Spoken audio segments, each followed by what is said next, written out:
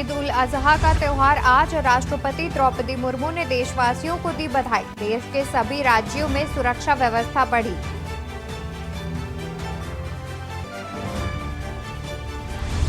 PM आवास में भाजपा नेताओं की मैराथन बैठक। संगठन में बदलाव और आगामी चुनावों पर हुई गहन चर्चा।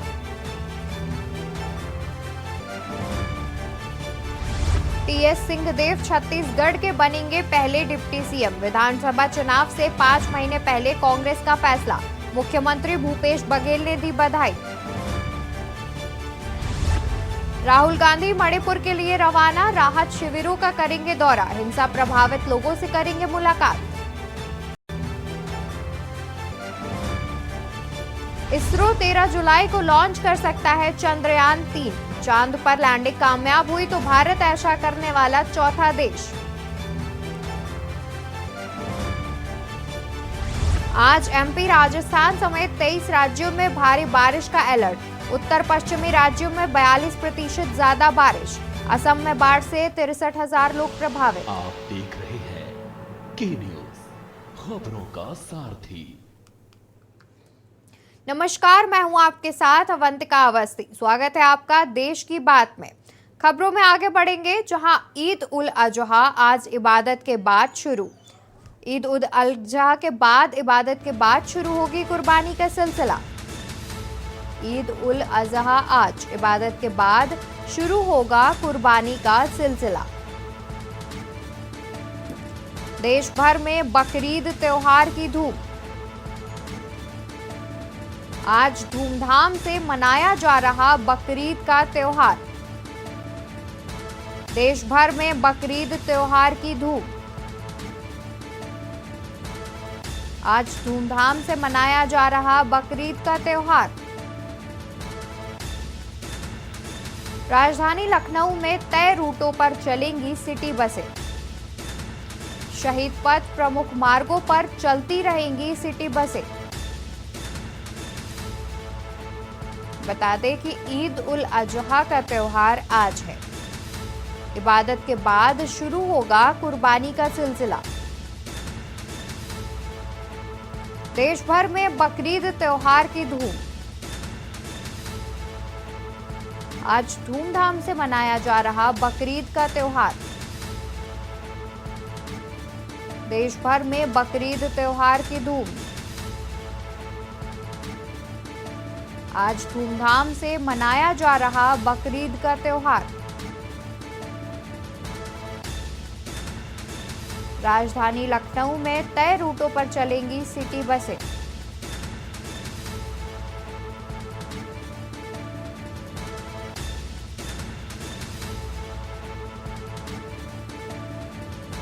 इसी खबर पर ज्यादा जानकारी के लिए हमारे साथ अमेठी से रणविजय जुड़ चुके हैं।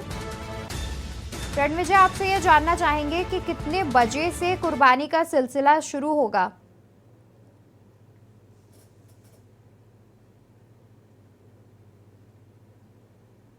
रणविजय, क्या आप तक हमारी आवाज जा रही है? अनम्यूट कर लीजिए रणविजय।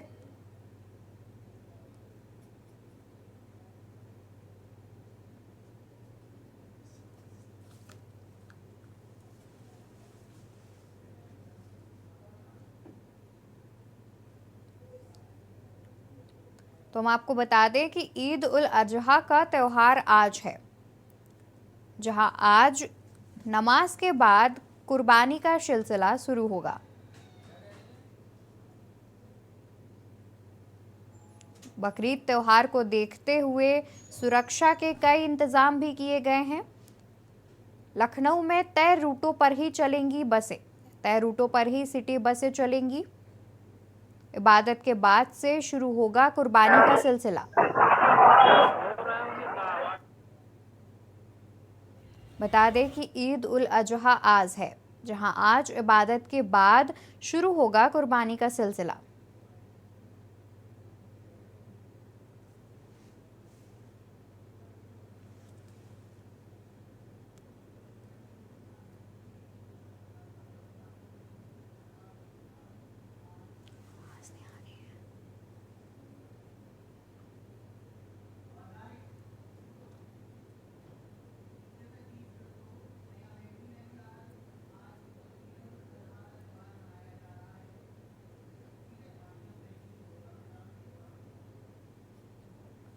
बता दें कि ईद उल अजहा का त्यौहार आज है, जहां कई जगहों पर ईद उल अजहा का त्यौहार मनाया जा रहा है, जिसमें अमेठी में भी आज ईद उल अजहा का त्यौहार मनाया जा रहा है।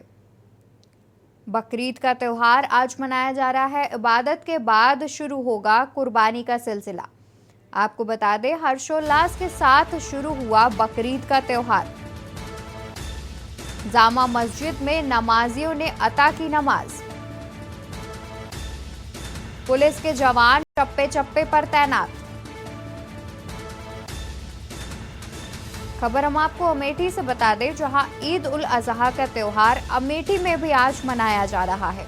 हर्षोल्लास के साथ शुरू हुआ बकरीद का त्यौहार। जामा मस्जिद में नमाजियों ने अता की नमाज। पुलिस के जवान चप्पे चप्पे पर तैनात।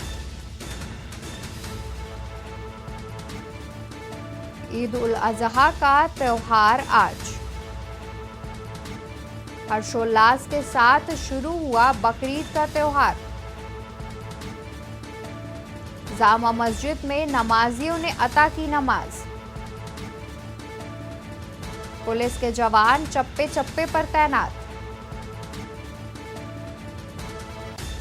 खबर हम आपको अमेठी से बता रहे हैं, जहां अमेठी में आज ईद उल अजहा का त्यौहार भी मनाया जा रहा है। अमेठी में भी ईद उल अजहा का त्यौहार हर्षोल्लास के साथ मनाया जा रहा है।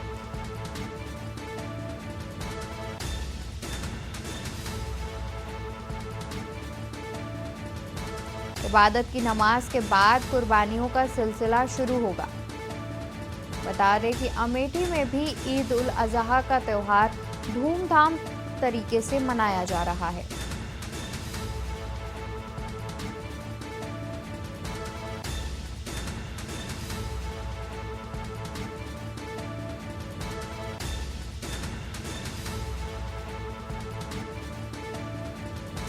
बकरीद के त्यौहार को देखते हुए पुलिस के जवान चप्पे चप्पे पर तैनात हैं। आज ईद उल अजहा का त्यौहार है, जहां इबादत के बाद कुर्बानियों का सिलसिला शुरू होगा। मेरठ में भी ईद उल अजहा का त्यौहार मनाया जा रहा है। हर्षोल्लास के साथ बकरीद का त्यौहार शुरू किया गया। बता दें कि बकरीद के त्यौहार को देखते हुए सुरक्षा व्यवस्था भी कड़ी रखी गई है। जामा मस्जिद में नमाजियों ने अता की नमाज।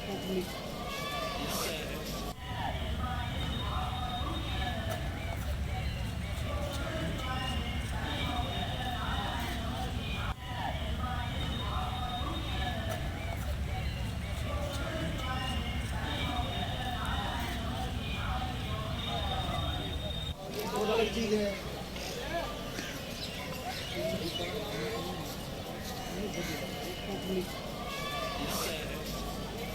बहुत अलग चीज है।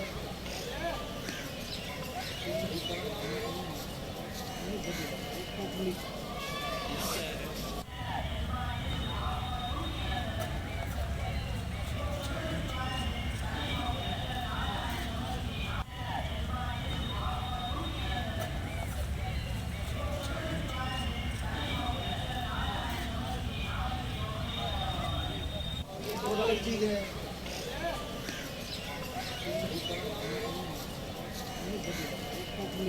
ईद उल अजहा का त्यौहार आज जगह जगह मनाया जा रहा है। इसी खबर पर ज्यादा जानकारी के लिए हमारे साथ मेरठ से संवाददाता राजू शर्मा, अलीगढ़ से विश्व प्रताप सिंह, लखनऊ से पवन तिवारी और अमेठी से रणविजय जुड़े हुए हैं। राजू, हम आपसे ये जानना चाहेंगे कि मेरठ में किस प्रकार की सुरक्षा व्यवस्था है बकरीद त्योहार को देखते हुए। हाँ बिल्कुल, देखिए मैं आपको बता दूं कि ईद उल अजहा का जो त्योहार है आज पूरे देश में बड़े ही धूमधाम से मनाया जा रहा है। अगर मेरठ की बात करें तो मेरठ में भी सुबह 7 बजे शाही ईदगाह पर बड़ी शांतिपूर्ण तरीके से ईद उल अजहा की जो नमाज है वो नमाजियों ने अदा की। भारी तादाद में जो नमाजी है वो नमाज अदा करने के लिए पहुंचे थे। इस दौरान भारी पुलिस फोर्स का अमला मौजूद था। खुद मेरठ के डीएम, एसएसपी और एसपी सिटी पीयूष सिंह सड़कों पर थे और चप्पे चप्पे की निगरानी कर रहे थे। साथ ही सीआरपीएफ का जो 3 बटालियन थी वो भी लगाई गई थी। साथ ही ड्रोन से भी निगरानी की जा रही थी। प्रशासन का साफ निर्देश था कि किसी भी कीमत पर सड़कों पर नमाज अदा नहीं करने दी जाएगी। सकुशल नमाज संपन्न हुई है। साथ ही अपील भी की गई थी जिला प्रशासन के द्वारा एक दिन पहले ही सभी जनपद वासियों के से कि जो भी नमाजी है नमाज अदा करने आएंगे वो ईदगाह के अंदर ही नमाज अदा करेंगे, सड़कों पर कहीं भी नमाज अदा नहीं करने दी जाएगी। सभी लोगों ने अपील को माना भी है और बाकायदा ईदगाह के अंदर ही नमाज अदा की गई है। सकुशल नमाज मेरठ में संपन्न हुई है। इस दौरान भारी पुलिस फोर्स का अमला चप्पे चप्पे पर मौजूद रहा। मेरठ डीएम दीपक मीणा, एसएसपी रोहित सिंह साजवान सड़कों पर मौजूद रहे, नमाजियों से मुलाकात करते रहे, अपील करते रहे कि शांतिपूर्ण तरीके से ईद उल अजहा का त्योहार मनाए और अपने घरों को नमाज पढ़ने के बाद सभी जाए शांतिपूर्ण तरीके से ही कुर्बानी करे। लेकिन साफ निर्देश मेरठ के प्रशासन ने यह भी दिया था कि कोई भी व्यक्ति खुले में जो कुर्बानी है वो ना करे। अगर किसी ने भी खुले में कुर्बानी करने का प्रयास किया गया तो उसके खिलाफ सख्त कार्रवाई अमल में लाई जाएगी। तो फिलहाल जो मेरठ में है माहौल शांत है, शांतिपूर्ण तरीके से नमाज भी अदा की गई है। सभी अपने अपने घरों पर कुर्बानियां कर रहे हैं और अपने जो ईद उल अजहा का त्योहार है उसे शांतिपूर्ण ढंग से मना रहे हैं। मेरठ का प्रशासन भी फिलहाल शांत है और खुश भी है क्योंकि सुबह से ही इंद्रदेव बरस रहे हैं। भारी वर्षा सुबह लगभग 6:30 बजे से मेरठ में हो रही है। नमाजियों को भी खासी दिक्कत का सामना करना पड़ा। बारिश की वजह से नमाजी जो है वो कुछ कम संख्या में इस बार नमाज अदा करने के लिए पहुंचे। हालांकि प्रशासन ने भी राहत की सांस ली है क्योंकि अनुमान लगाया जा रहा था कि जो नमाजी है वो 25 से 30 हजार की संख्या में शाही ईदगाह पर नमाज अदा करने के लिए पहुंचेंगे और हो सकता है इस दौरान जो नमाजी है वो सड़क पर ही बैठकर नमाज अदा कर सके, क्योंकि पिछले कई वर्षों से यही होता चला आ रहा है। मेरठ में भारी भीड़ हो जाती है, ईदगाह के अंदर जगह नहीं बचती तो नमाजी जो है हम आपके पास वापस आएंगे। रुक करेंगे पवन का। पवन, क्या लखनऊ में कुर्बानियों का सिलसिला शुरू हो चुका है?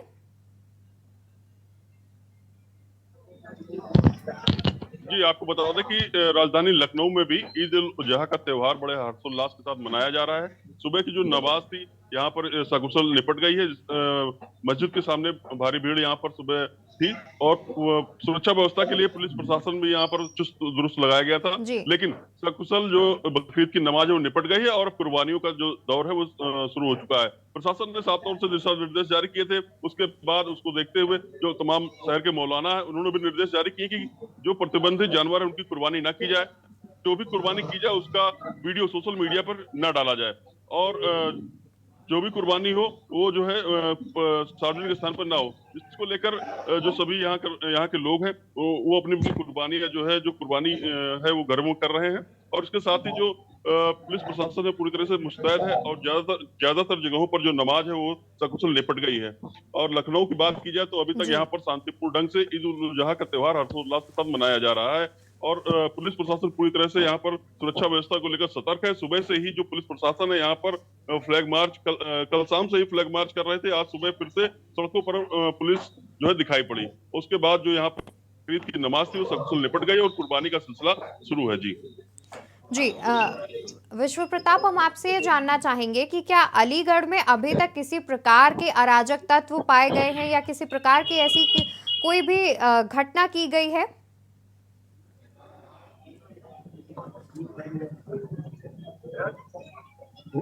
बिल्कुल, देखिए कि अभी तक फिलहाल तो ऐसी कोई घटना प्रकाश में नहीं आई है। प्रशासन की जो चाक चौबंद व्यवस्था है, सुरक्षा के पुख्ता इंतजाम किए गए हैं।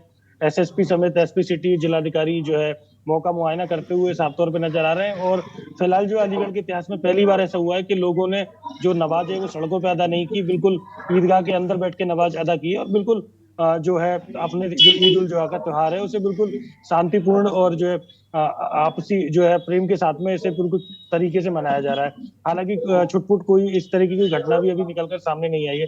हालांकि जो शहर है अलीगढ़ संवेदनशील शहर की श्रेणी में आता है, लेकिन कहीं ना कहीं गंगा जमुना जो तहजीब है उसके अनुसार आपस में हिंदू मुस्लिम भाईचारे की भी कहीं ना कहीं मिसाल यहाँ देखने को मिली है कि जिस तरीके से जो मुस्लिम समुदाय के लोग हैं वो कहीं ना कहीं पुलिस और प्रशासन को बिल्कुल सहयोग करते हुए साफ तौर पर दिखाई दिए कि उन्होंने शहर मुक्ति का भी जो है आदेश का पालन किया। इसके अलावा जिलाधिकारी अलीगढ़ सीधे तौर पर उन्होंने कहा था कि लोगों से अपील की थी कि रोडों पर बैठ के नमाज अदा ना करें। अब फिलहाल लोगों ने बात मानते हुए प्रशासन की बिल्कुल शांतिपूर्ण तरीके से अपनी नमाज अदा की है। जी रणविजय, आपसे ये जानना चाहेंगे कि लगातार मौसम में बदलाव देखने को मिल रहे हैं, तो क्या किसी प्रकार की परेशानी आई मौसम की वजह से नमाज अदा करने में?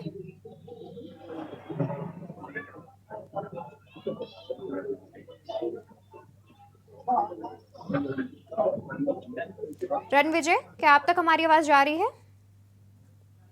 अनम्यूट कर लीजिए रणविजय।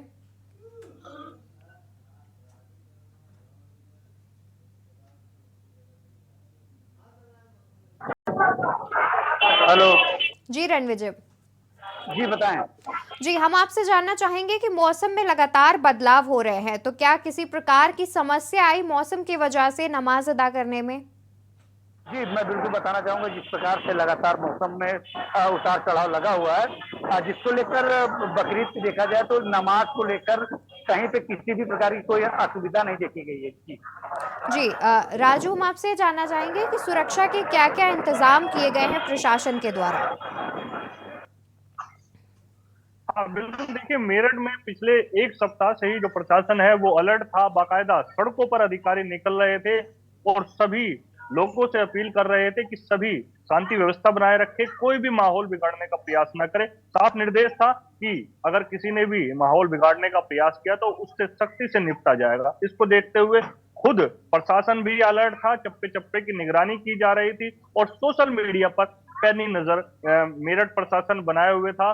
खुद मेरठ के डीएम और एसएसपी ने साफ निर्देश जारी किए थे कि किसी ने भी अगर सोशल मीडिया पर अफवाह फैलाने के प्रयास किया, कोई भी ऐसी अराजक तत्व वाली चीजें जो शेयर करने का प्रयास किया गया तो उनसे सख्ती से निपटा जाएगा। और कहीं ना कहीं मेरठ प्रशासन का यह प्रयास सफल रहा। अभी तक की अगर हम मेरठ की बात करें तो मेरठ में कोई भी ऐसी अप्रिय घटना सामने नहीं आई जिससे कोई माहौल बिगड़ने की अंदेशा हो या कोई छुटपुट घटना होने का अंदेशा लगाया जा रहा हो। खुद मेरठ के डीएम कमिश्नर सेल्वा कुमारी जय खुद कल सड़कों पर निकले, भारी पुलिस फोर्स के हमले के साथ एक एक गली एक एक मोहल्ले में गए और बाकायदा एहसास कराया गया लोगों को कि भारी पुलिस फोर्स जो है आपके बीच तैनात है, किसी को भी घबराने की जरूरत नहीं है। अराजक तत्वों को भी साफ निर्देश था कि माहौल बिगाड़ने का प्रयास किया जाएगा तो सख्ती से उनसे निपटा जाएगा। इसी के तहत आज ईदगाह जहां पर भी थी, नमाज जहां भी अदा की गई थी, वहां पर बाली पुलिस फोर्स का अमला सुबह 5 बजे से तैनात किया गया था। सभी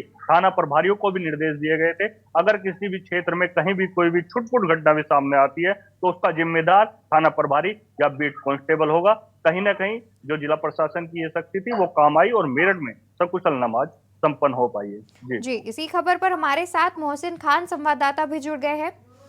ब्यूरो चीफ, माफ कीजिएगा, ब्यूरो चीफ मोहसिन खान भी जुड़ गए हैं। आपसे जानना चाहेंगे कि बकरीद के त्योहार को देखते हुए किस प्रकार की सुरक्षा व्यवस्था की गई है?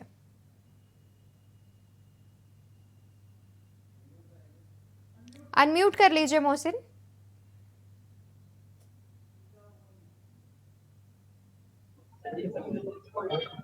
जी बिल्कुल, हम बताना चाहेंगे जिस तरह से ईद उल अजहा की नमाज को लेकर प्रशासन हर, चाहे वो ईदगाह हो चाहे वो कोई मस्जिद हो, हर जगह पे और हर चप्पे चप्पे पे नजर रख रही है, किसी तरीके से अनहोनी न हो पाए। और हमारे साथ में पीछे एडिशनल एसपी यहाँ पे खुद बैठे हुए हैं, यहाँ पे लोगों की जायजा ले रहे हैं, जायजा के कोतवाल है, नगर मजिस्ट्रेट भी यहाँ पे मौजूद है कि सारी सुविधा अच्छे से कायदे बनी रहेगी, कोई भी चीज को लेकर अनहोनी ना हो पाए। और ऐसे में देखा जा सकता है कि शांतिपूर्वक नमाज की जा रही है। जी मोहसिन, हम आपसे चाहेंगे कि अगर अधिकारियों से आपकी बात हो पाए, वो बता पाए कि किस प्रकार की सुरक्षा देख रहे हैं, वो किस प्रकार से जो बकरीद का त्योहार है उसमें कुछ दंगे वगैरह या कुछ भी मामला ना बिगड़े, उसके लिए क्या क्या सुरक्षा वगैरह की है? जी बिल्कुल, हम बात करना चाहेंगे, हमारे साथ में एसपी एसपी साहब हैं, उनसे बात करने की कोशिश करते हैं किस तरह से यहाँ की सुविधा दी गई है और किस तरह से यहाँ पे सुविधा बनी रहेगी। बहुत बहुत धन्यवाद आपके माध्यम से लोगों को। आज जैसा देख रहे हैं जनपद गोंडा में अभी नमाज पढ़ी गई है, जनपद में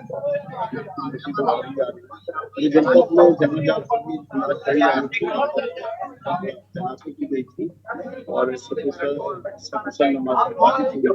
आगे जो भी इनका कुर्बानी का जो उसके लिए भी परंपरागत रूप से जहाँ जहाँ होती है अभी नहीं करेगी, उसके लिए भी से वार्ता की गई है। इसी प्रकार की समस्या है। सर ऐसे में सोशल मीडिया पे अगर बग कोई पोस्ट करता है तो उसके ऊपर कैसी कार्रवाई की जाएगी? नहीं, ये जो कल चरण शुरू से भी वार्ता की गई थी कि जो कुर्बानी के जो फोटोग्राफ किसी भी हालत में कहीं पर बाहर नहीं जाएंगे। वैसे भी परंपरागत रूप से जो उनका धार्मिक कार्यक्रम है उन्होंने आक्षेप किया कि ये हमारा ऐसा फोटोग्राफी का विषय नहीं है, और फिर भी अगर ऐसा कहीं कोई होगा तो उसके लिए खुद रोकेंगे। फिलहाल अभी ऐसा कोई बात नहीं है, कहीं ऐसी बात आती है तो हम लोग भी हमारा सोशल मीडिया सब बिल्कुल हम बताना चाहेंगे कि सुरक्षा ऋषि में बात भी है। हर सोशल मीडिया पे हमारी साइबर सेल पूरी तरह से एक्टिव है। अगर कोई ऐसे अनहोनी या पोस्ट या कोई ऐसी चीजें सोशल मीडिया पे वायरल करता है और शांतिपूर्वक जिसको से बना हुआ उसको बिगाड़ने की कोशिश करता है तो उसके ऊपर कड़ी से कार्रवाई की जाएगी। जी जी बिल्कुल। पवन, हम आपका रुख करेंगे और जानना चाहेंगे कि क्या बकरीद के त्योहार को देखते हुए विश्व प्रताप, हम आपसे जानना चाहेंगे कि क्या बकरीद के त्योहार को देखते हुए किसी प्रकार की सड़कों में या रूटों में बदलाव किया गया हो? नहीं, बिल्कुल। देखिए कि जिस वक्त नमाज पढ़ी जा रही थी सुबह के टाइम, उस टाइम थोड़ा बहुत बदलाव किया गया था कि शहर के जो प्रमुख मार्ग हैं उनका रूट फिलहाल जो है पुलिस ने डाइवर्ट कर दिया था। हालांकि मार्ग अब फिलहाल पूरी तरीके से सुचारू कर दिए गए, आवागमन किसी भी तरीके से बाधित नहीं है। पूरा जो यातायात व्यवस्था है पूरी तरीके से सुचारू है। हालांकि इस संबंध में जो एसपी ट्रैफिक है वो लगातार जो है ट्रैफिक व्यवस्था पूरी तरीके से संभाले हुए, वहीं जो एसपी सिटी जो है शहर की शांति व्यवस्था बनाए रखने के लिए मौके पर जुटे हुए। जी रणविजय, जानना चाहेंगे आपसे कि नमाजियों को किसी प्रकार की दिक्कत का सामना करना पड़ा क्या नमाज करते टाइम?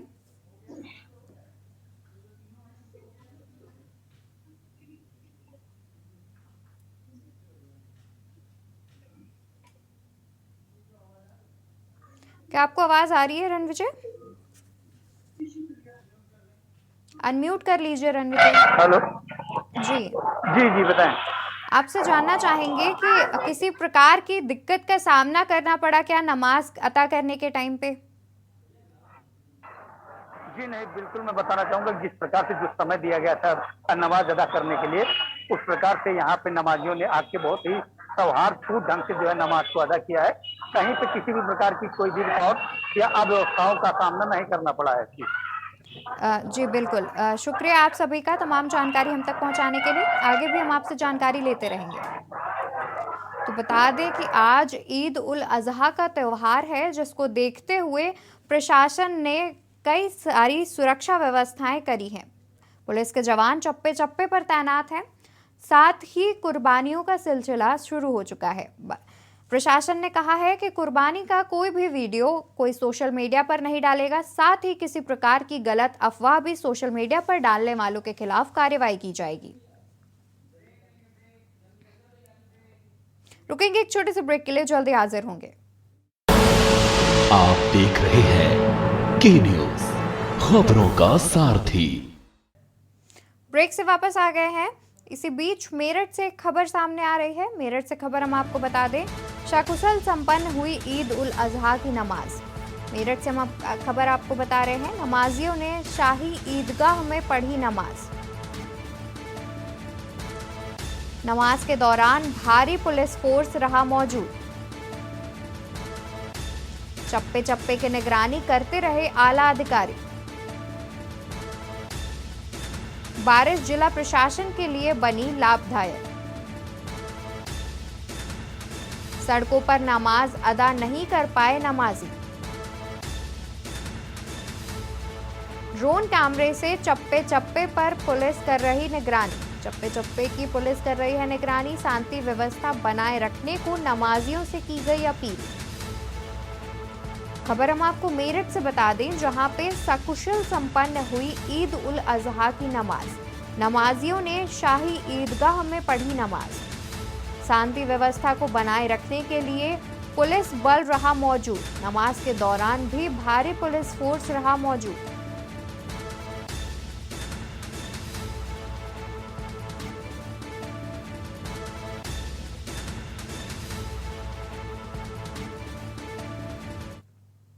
इसी बीच महाराजगंज से एक बड़ी खबर सामने आ रही है, ड्यूटी पर तैनात कांस्टेबल ने लगाई फांसी। महाराजगंज से हम आपको बता रहे हैं, जहां ड्यूटी पर तैनात कांस्टेबल ने लगाई फांसी।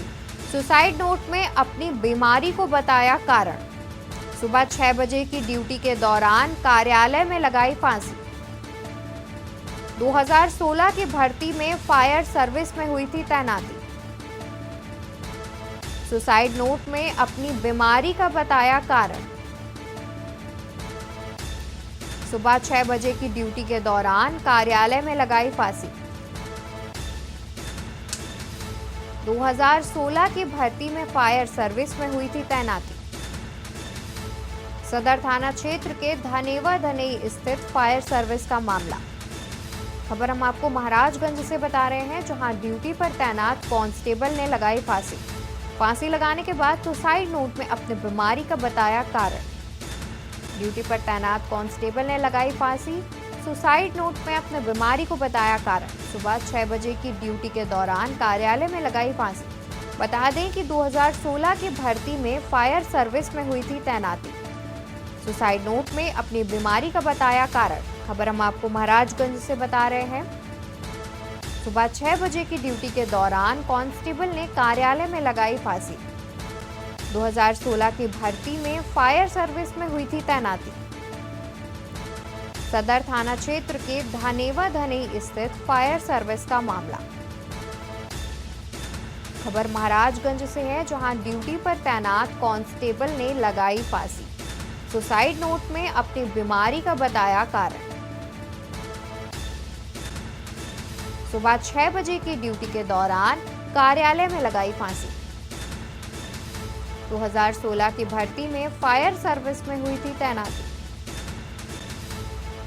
सुसाइड नोट में अपनी बीमारी का बताया कारण।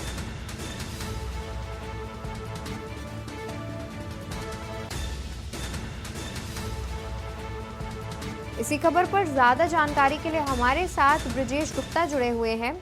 जी ब्रजेश, क्या है पूरा मामला? जी आपको बता दें कि पूरा मामला ये है कि ड्यूटी के दौरान जो कांस्टेबल था उसका रात में 2 बजे से 6 बजे तक उसकी ड्यूटी लगाई थी। हालांकि ड्यूटी के दौरान ही जो कांस्टेबल है वो आत्महत्या कर लिया है, लेकिन एक सुसाइड नोट जो पुलिस को मिला है, पुलिस में सुसाइड नोट में उसने स्पष्ट तौर पे लिखा है कि जो उसकी बीमारी थी, बीमारी के बारे में उसने लिखा है। हालांकि आपको बता दें कि पुलिस मौके पर पहुंचकर लाश को कब्जे में लेकर पोस्टमार्टम के लिए भेज दिया है, लेकिन बड़ा सवाल यह उठता है कि आखिर जो है बीमारी का हवाला दिया गया तो क्या जो कांस्टेबल था, कांस्टेबल ने छुट्टी के लिए जो है अपने अफसर को नहीं बताया था। ये तमाम सारी चीजें हैं जिसको लेके पुलिस जांच कर रही है। जी, क्या अभी तक ये स्पष्ट हो पाया है कि सुसाइड नोट में बीमारी का कारण दिया गया था? तो आखिर ऐसी कौन सी बीमारी थी जिसके चलते आत्महत्या कर ली?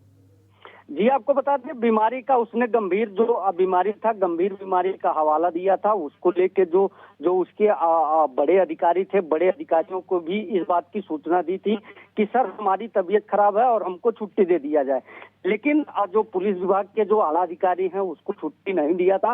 हालांकि रात में 2 बजे से सुबह 6 बजे तक उसकी ड्यूटी लगाई गई थी। ड्यूटी के दौरान ही उसने सुसाइड कर लिया है, लेकिन पुलिस वाले जी, परिजनों ने अभी तक कुछ कहा इस बारे में? उनकी तरफ से किसी प्रकार का कोई बयान सामने आया है? देखो बता दें कि जो परिजन है, परिजनों का रो कर बुरा हाल है। हालांकि परिजनों के तरफ से जो आगे की प्रक्रिया होती है उसकी कार्रवाई की जा रही है। जी, शुक्रिया आपका तमाम जानकारी हम तक पहुंचाने के लिए। तो बता दें कि सुसाइड नोट में अपनी गंभीर बीमारी को वजह बताया, जिसके बाद सुबह 6 बजे के आसपास कार्यालय में फांसी लगाकर आत्महत्या कर ली। खबर हम आपको महाराजगंज से बता रहे हैं, जहां ड्यूटी पर तैनात कांस्टेबल ने की आत्महत्या।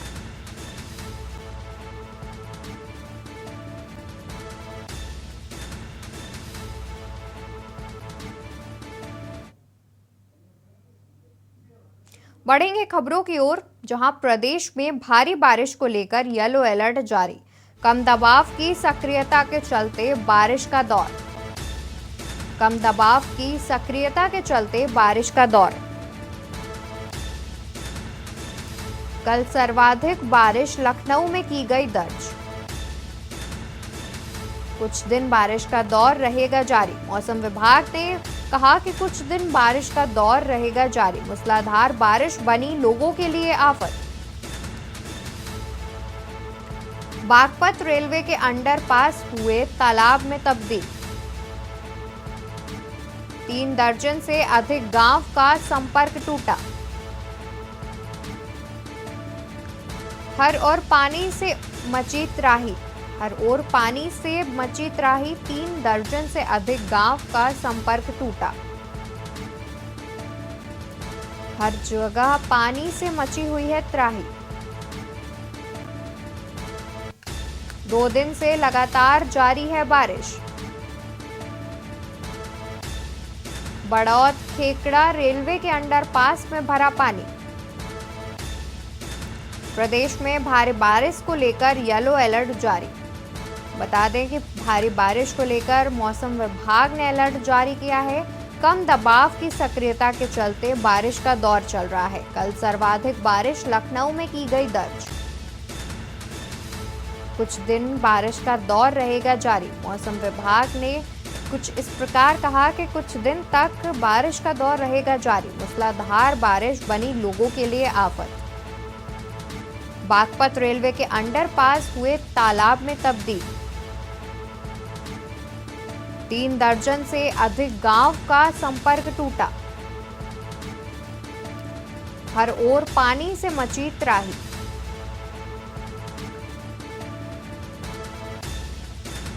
इसी खबर पर ज्यादा जानकारी के लिए हमारे साथ संवाददाता सतीश संगम जुड़े हुए हैं। सतीश, आपसे जानना चाहेंगे कि 2 दिनों से लगातार बारिश जारी है, जिसके किन किन समस्याओं का सामना करना पड़ रहा है लोगों को? बिल्कुल, देखिए कि कल से बारिश का सिलसिला शुरू हो गया है। मौसम विभाग ने अलर्ट भी जारी किया है। येलो अलर्ट को लेकर साफ तौर से देखा जाए कि बारिश की वजह से कई क्षेत्र जल प्रभावित हुए हैं। खासकर ग्रामीण क्षेत्रों की बात करें, जहां पे पानी का निकास नहीं है, या फिर शहरी क्षेत्रों में जहां पे नाला या सीवर चौक हो चुका है, वहां पे जलभराव की स्थिति बनी हुई है। और तमाम ऐसी जगहें पे हैं जहां पर अभी भी लोगों को दिक्कतों का सामना करना पड़ रहा है। यानी शुरुआती दौर में, बारिश के शुरुआती दौर में ही इस तरह की परेशानियां हो रही हैं। तो अभी तकरीबन 1 महीने तक बारिश का सिलसिला जारी रहेगा। बहरहाल अभी की स्थिति बताएं तो लखनऊ में इस समय मौसम खुशनुमा है। अब बारिश का पूरी तरह से यहाँ पर एक तरह से तस्वीरें साफ है देखी जा रही है। और जो कल की बारिश का जो चीजें था वो 12 में मापा गया था। इसके अलावा आज से तकरीबन 1 हफ्ते तक एक तरह से मौसम ऐसे ही बना रहने का भी संकेत है। मौसम विभाग ने ऐसा कहा है। न केवल राजधानी लखनऊ में बल्कि आसपास के जिलों में भी यही स्थिति बनी हुई है। वहां पर भी कल हमने देखा कि लखनऊ में सबसे ज्यादा बारिश हुई थी। इसके अलावा आसपास के क्षेत्रों में भी बारिश हुई थी। बहरहाल मौसम विभाग ने जो अलर्ट जारी किया, जो एडवाइजरी जारी किया है, उसने साफ किया है कि जो ऐसे बन जाए, जिससे जो खराब मकान है, पुराने मकान है, उससे बाहर निकल जाए। क्योंकि 1 हफ्ते तक बारिश चलेगा तो सिमसिम जो चीजें होती है दीवार की, वो बनी रहेगी। उसमें घर गिरने के भी एक तरह से चेतावनी भी दी है कि घर भी गिर सकता है। ऐसे में वहां से निकल जाए। इसके अलावा जो प्रशासनिक अधिकारी हैं उनको भी एक तरह से दिशा निर्देश भी दिया गया है। खासकर नगर निगम की बात करें, खासकर शहर में अगर बात करें तो वहां पे जल निकासी की सारी व्यवस्थाएं करने की भी पहले से एडवाइजरी जारी की गई है। यहाँ की महापौर वो खुद इसको लेकर जायजा ले रही हैं। और जगह जगह पे जहाँ भी जल भराव की स्थिति बनी थी, पहले भी स्थिति ऐसी रही है, वहां पे पानी का निकास हो, इसको लेकर भी एक तरह से अलर्ट जारी किया है या एडवाइजरी जारी की गई है। इसके अलावा हालांकि किसानों के लिए थोड़ी फायदेमंद है, क्योंकि यही बारिश का मौसम है जहाँ पे धान की रुपाई होती है, तो किसानों के लिए थोड़ा लाभदायक है। लेकिन आम जनमानस कहीं न कहीं इससे प्रभावित होगा। सुबह के समय में हम देखें कि सुबह के समय जब बारिश हुई थी तो आज नमाजी जो नमाज पढ़ते हैं उन लोगों के लिए भी दिक्कतों का सामना करना पड़ा। अगर मस्जिद में हो चीजें तो नहीं थी, लेकिन बाहर किसी प्लेस में चीजों का ऐसे हो रही थी तो वहां पर भी दिक्कत हो रही थी। बहरहाल अभी की जो स्थिति है वो मौसम खुशनुमा है और बारिश का जो सिलसिला देखा जा रहा है वो तकरीबन 1 हफ्ते तक ऐसे ही बना रहेगा। जी, धान की बुवाई तो चालू है, लेकिन इस लगातार बारिश के चलते कई सब्जियों के दाम आसमान छू रहे हैं, तो उनमें क्या कुछ गिरावट देखने को मिलेगी? क्योंकि उन फसलों को तो नुकसान पहुंच रहा है बारिश से।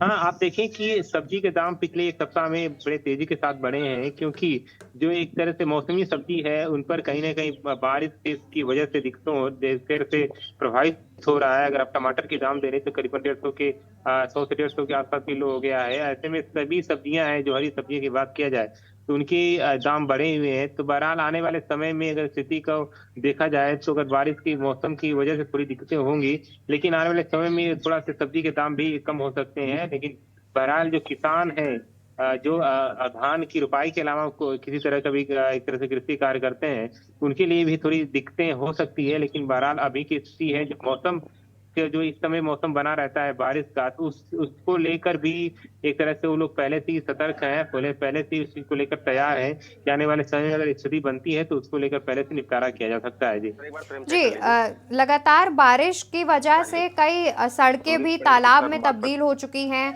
कई जगह जल भराव की समस्या देखने को मिल रही है। तो उसमें अभी तक क्या कुछ प्रशासन ने किया है जिसकी वजह से जो आम लोग हैं उन्हें राहत मिले इस सड़कों में जो तालाब बने हुए हैं? आप देखिए, ग्रामीण क्षेत्र में स्थिति ज्यादा भयावह बनी हुई है, क्योंकि वहाँ पे अगर पानी के निकास की बात करें या शहरी क्षेत्र से जो जुड़े हुए जो रोड है, वहाँ पे पानी का निकास की बात करें तो वहाँ पे थोड़ी दिक्कत हो रही है। अगर आप देखिए कि 1 घंटे अगर बारिश हो जा रही है तो सड़कों पे पूरी जलभराव की स्थिति बन जा रही है। तो उसको निपटारे के लिए कि लगातार प्रशासन इसमें तैयार है। जगह जगह पर जो सीवर जाम है, पहले से जो जाम है, या नाले की जो सफाई करने की बात है, वो पहले से किया जा रहा है। अगर स्थिति ऐसी बनती है तो वहाँ पर पहले से ही जो एक तरह से जलकल विभाग है या फिर नगर निगम के जो कर्मचारी है वहाँ पे पहले से तैनात होंगे और उसको जल निकासी का पूरी तरह से प्रयास करेंगे। जी बागपत से हमारे संवाददाता कुलदीप पंडित भी जुड़े हुए हैं। कुलदीप, आपसे जानना चाहेंगे कि बारिश लगातार जारी है, उसके बाद बागपत के क्या हाल है? क्या वहां पर भी सड़कें जो हैं वो तालाब में तब्दील हो चुकी हैं? जी बिल्कुल, बता दूं, जो अंडरपास बने हुए थे, रेलवे के अंडरपास बने हुए थे, उसमें पूरी तरीके से पानी भर चुका है और पानी इतना है कि जो तालाब में तब्दील होते दिखाई दे रहे हैं जितने भी अंडरपास थे। और इसमें लगभग 30 से 35 गांव का संपर्क जो था वो गांव का टूट चुका है पूरी तरीके से, क्योंकि पहले जो था रेलवे क्रॉसिंग बनाए गए थे, रेलवे क्रॉसिंग से ही जो लोग थे उनका आवागमन होता था। लेकिन उसके बाद जैसे ही पानी भरा है, जिस तरह से बारिश हो रही है और लगातार 3 दिन से लगातार बारिश यहाँ पर चल रही है, तो बारिश से इतनी भयंकर तरीके से त्राई त्राई मची हुई है, हर तरफ पानी पानी नजर आता है, तो उससे पूरे गाँव का संपर्क टूट चुका है। जी, तो क्या कुछ अभी तक प्रशासन कर रहा है उस संपर्क जोड़ने के लिए कि अगर कुछ परेशानी सामने आती है तो कैसे मैनेज करेगा प्रशासन?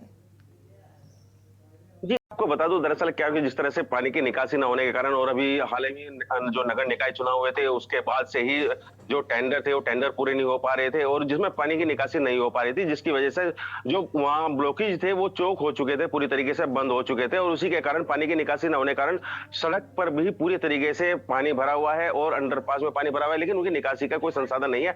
हालांकि जिला प्रशासन इस ओर कदम उठा रहा है, कहीं जो है बोरिंग से पानी निकाला जा रहा है, कहीं पाइप की व्यवस्था की जा रही है, तो कहीं ना कहीं एक व्यवस्था बनाकर चल रही है।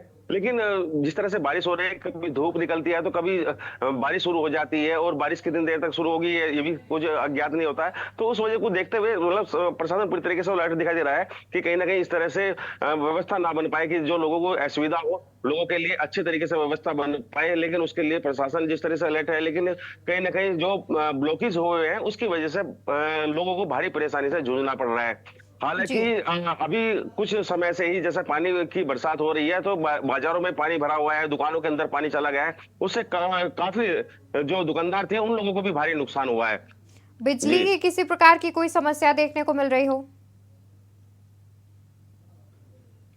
ये बता दूं, जैसे जिस तरह से आंधी तूफान या बारिश से पहले जैसे तूफान आता है तो उस तरह जो विद्युत आपूर्ति है पूरी तरीके से बंद कर दी जाती है। तो कहीं ना कहीं जब अगर विद्युत आपूर्ति बंद हो तो लोगों को भी परेशानी होती है। लेकिन इसमें आप अगर देखा जाए तो शाम के समय जो है विद्युत कटौती की जा रही है, जिससे लोगों को आम लोगों को भारी परेशानी से जूझना पड़ता है। हालांकि इस संबंध में जिला प्रशासन ने भी इसमें कार्रवाई की है और जो जेई वगैरह है या विद्युत जो अधिकारी हैं, विद्युत अधिकारियों को अलर्ट कर दिया गया है, क्योंकि कावड़ का भी अभी माहौल चलने वाला है। तो कावड़ की वजह से भी जो जगह जगह मीटिंग की जा रही है और उसकी वजह से भी पूरा प्रशासन पूरी तरीके से जैसे ही अलर्ट है तो उन्होंने विद्युत विभाग के अधिकारियों और कर्मचारियों की बैठक के बाद में उन्हें सख्त आदेश दिया कि विद्युत की कटौती न की जाए। लेकिन कहीं ना कहीं जैसे जिस तरह से तूफान आता है और उसके बाद बारिश शुरू हो जाती है तो उसमें विद्युत कटौती होना स्वाभाविक है।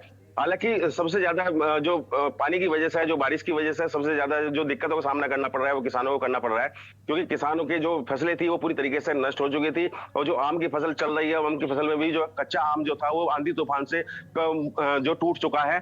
तो कहीं ना कहीं साफ तौर पर दिखाई दे रहा है जहाँ किसानों को दिक्कतों का सामना करना पड़ रहा है, वहीं व्यापारियों को भी इस बारिश के कारण भारी परेशानी का सामना करना पड़ रहा है। जी बिल्कुल।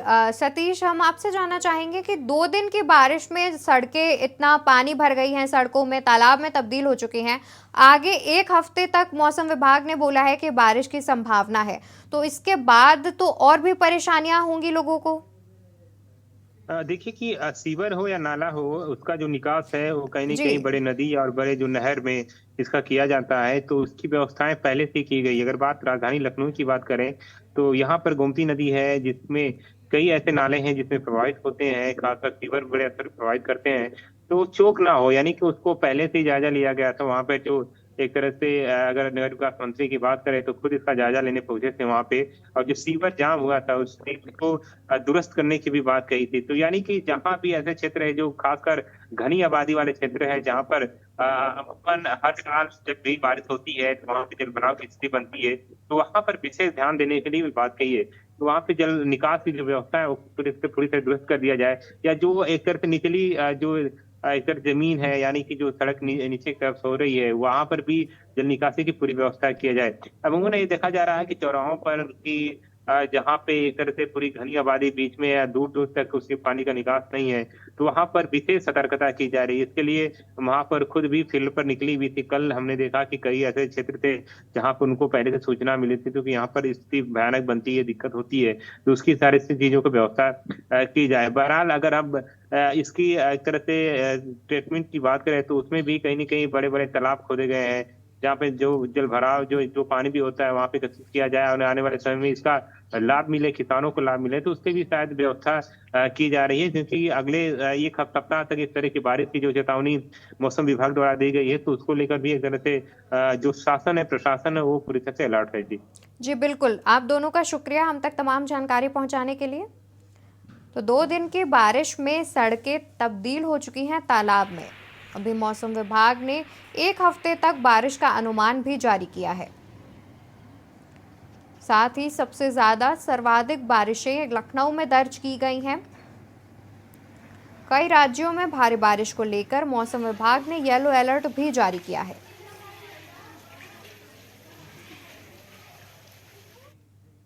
यहां रुकेंगे एक छोटे से ब्रेक के लिए, जल्दी हाजिर होंगे। आप देख रहे हैं के न्यूज, खबरों का सारथी। ब्रेक से वापस आ गए हैं, रुक करते हैं खबरों का। खबर दिल्ली से है। केंद्रीय गृह मंत्री अमित शाह की आज बिहार में जनसभा। 2:30 बजे लखीसराय में जनसभा को करेंगे संबोधित। केंद्रीय गृह मंत्री अमित शाह की आज बिहार में जनसभा। 2:30 बजे लखीसराय में जनसभा को करेंगे संबोधित।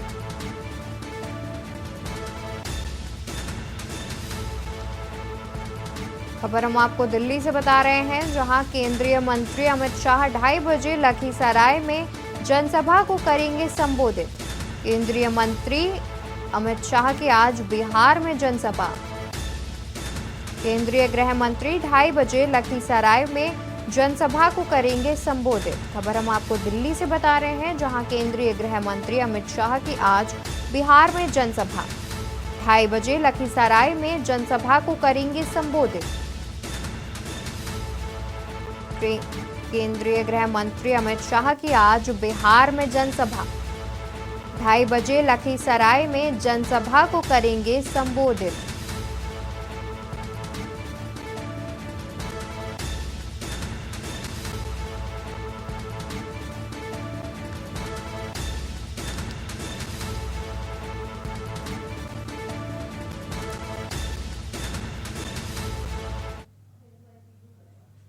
खबर दिल्ली से है, जहां कांग्रेस नेता राहुल गांधी का मणिपुर दौरा। मणिपुर दौरे पर हैं आज राहुल गांधी। मणिपुर के लिए निकले कांग्रेस नेता राहुल गांधी 2 दिन राहत कैंपों का करेंगे दौरा। हिंसा प्रभावित लोगों से करेंगे मुलाकात। मणिपुर के लिए निकले कांग्रेस नेता राहुल गांधी 2 दिन राहत कैंपों का करेंगे दौरा। हिंसा प्रभावित लोगों से करेंगे मुलाकात। खबर दिल्ली से है, जहां कांग्रेस नेता राहुल गांधी का मणिपुर दौरा। मणिपुर के लिए निकले कांग्रेस नेता राहुल गांधी 2 दिन राहत कैंपों का करेंगे दौरा। हिंसा प्रभावित लोगों से करेंगे मुलाकात। खबर दिल्ली से है, जहां कांग्रेस नेता राहुल गांधी का मणिपुर दौरा। मणिपुर दौरे पर रहेंगे राहुल गांधी। मणिपुर के लिए निकले कांग्रेस नेता राहुल गांधी 2 दिन राहत कैंपों का करेंगे दौरा। हिंसा प्रभावित लोगों से करेंगे मुलाकात।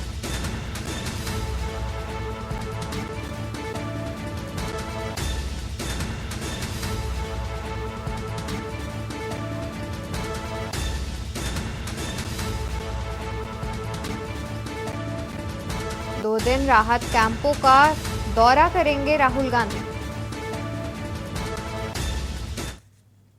खबर प्रयागराज से है, जहां ईद उल जुहा आज। जिला अदालत में अवकाश घोषित। आज और कल के लिए अवकाश। जिला अदालत में अवकाश घोषित। आज और कल अवकाश घोषित। जिला जज संतोष राय ने जारी किया आदेश। खबर प्रयागराज से, जहां ईद उल जुहा आज है, जिसके चलते जिला अदालत में अवकाश घोषित किया गया है। आज और कल 2 दिन का अवकाश है। बता दें कि आज और कल 2 दिन का अवकाश घोषित किया गया है। जिला जज संतोष राय ने जारी किया है आदेश। खबर प्रयागराज से है, जहां ईद उल जुहा आज, जिसके चलते 2 दिन का अवकाश जिला अदालत में किया गया घोषित।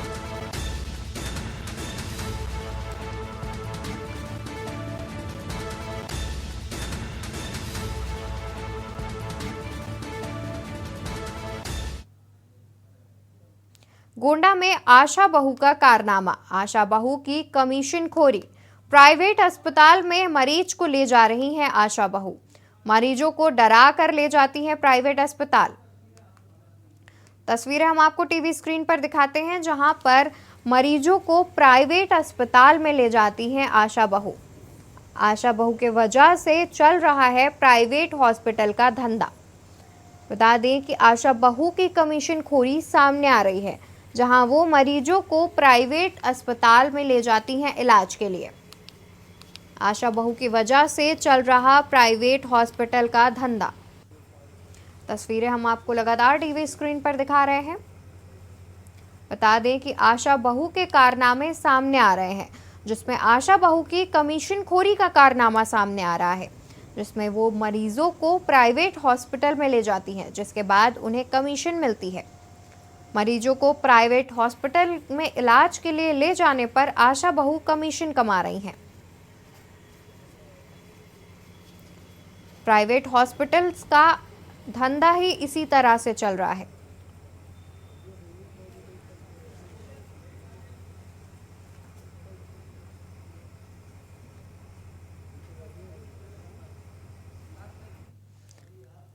खबर हम आपको गोंडा से बता रहे थे, जहां पर आशा बहू का कारनामा सामने आ रहा है।